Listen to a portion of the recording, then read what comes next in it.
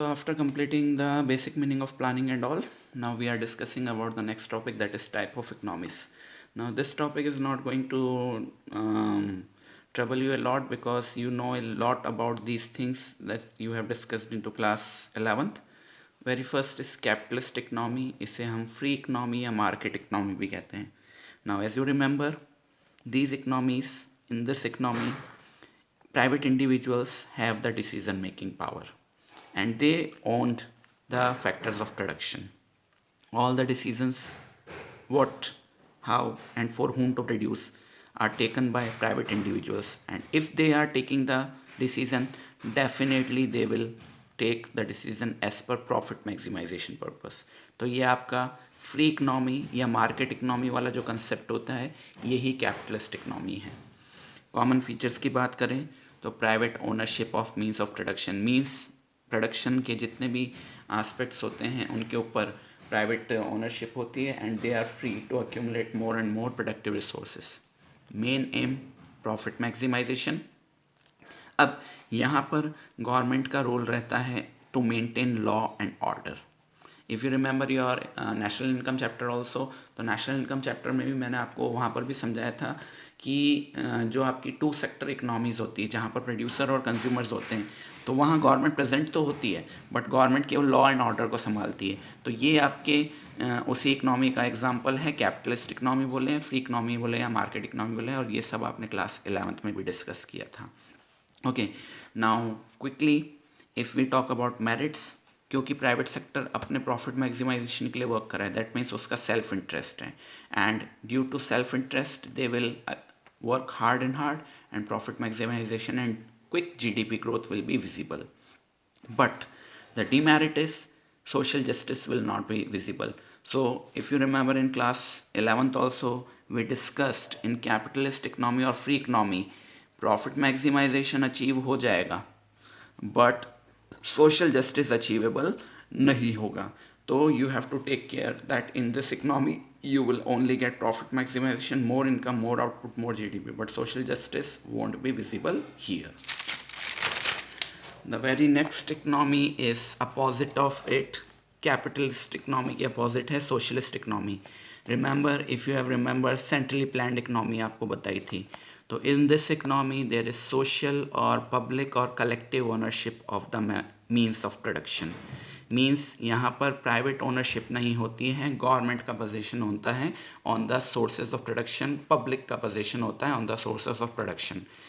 और either government or a central authority works on the economic decisions to promote social justice. Remember, capitalism का main aim बताया था profit maximization, socialism का main aim है social justice. Common features: public ownership, or if I say government ownership on the means of production. Number 2, main aim social welfare. ये economy social welfare, social justice के issues पे चलती है, and you can quickly check out direct participation of government in the process of production. Means direct participation का मतलब है government each and every aspect में, चाहे what to produce, how to produce या फॉर हुम टू प्रोड्यूस, जैसे economic decisions लेने हैं, small और मेजर डिसीजंस लेने हैं, उनमें गवर्नमेंट का डायरेक्ट पार्टिसिपेशन होता है. And due to that, the merit is social justice is visible, but demerit is due to equity and social justice आपका जीडीपी ग्रोथ लो रहता है. ये एक तरीके से प्रॉब्लम ऑफ चॉइस की तरफ हिंट आउट कर रहा है कि अगर आप कैपिटलिज्म की तरफ जाते हो तो आपको प्रॉफिट मैक्सिमाइजेशन मिल जाएगा बट सोशल जस्टिस नहीं मिल पाएगा, and if you are going towards socialism तो you will get social justice, but you will not get profit maximization and higher GDP growth. So you have to be careful what exactly is your need.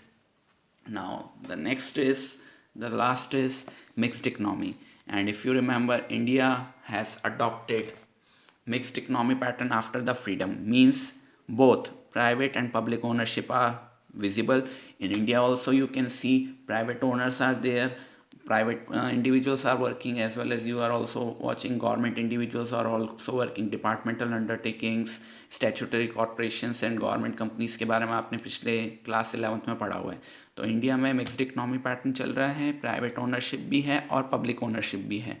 That means हम profit maximisation को भी achieve करने की बात कर रहे हैं, तो साथ के साथ हम ग्रोथ और सोशल जस्टिस को भी अचीव करने की बात कर रहे हैं।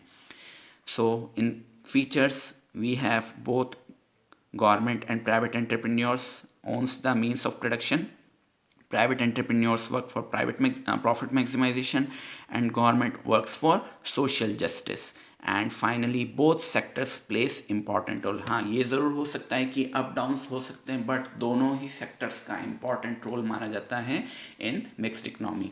and remember again and again, it is a common thing you must remember as a economics student, that after freedom India adopted mixed economy pattern।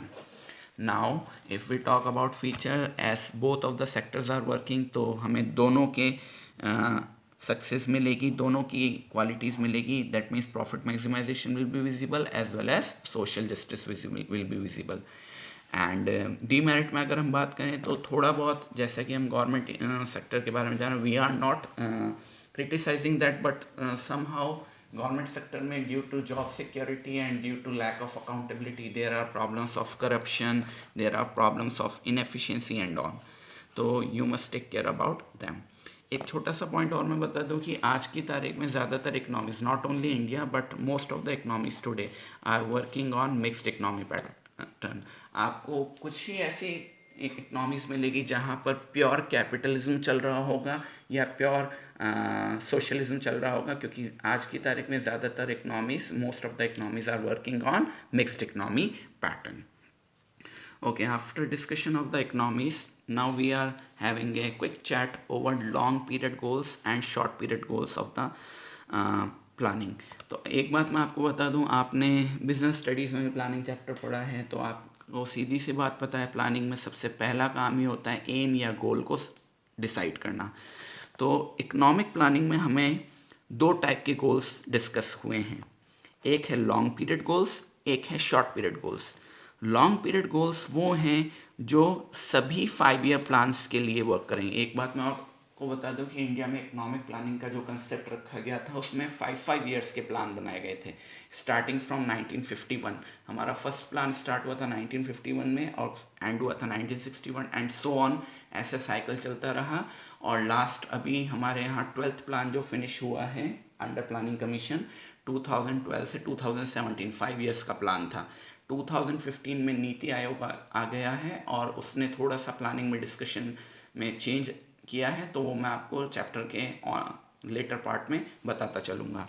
तो इंडिया में प्लानिंग के दो तरीके के गोल रखे गए, एक लॉन्ग टर्म गोल जो कि कॉमन है सभी 5 ईयर प्लान्स के लिए, और इसीलिए इनको ऑब्जेक्टिव्स ऑफ प्लानिंग भी कहा जाता है।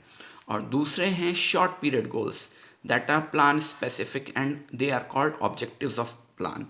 So if I give you a trick, long period goals, they are objectives of planning, and short period goals, yeah, short goals are objectives of a particular plan। Okay, so now we will discuss both of them in detail।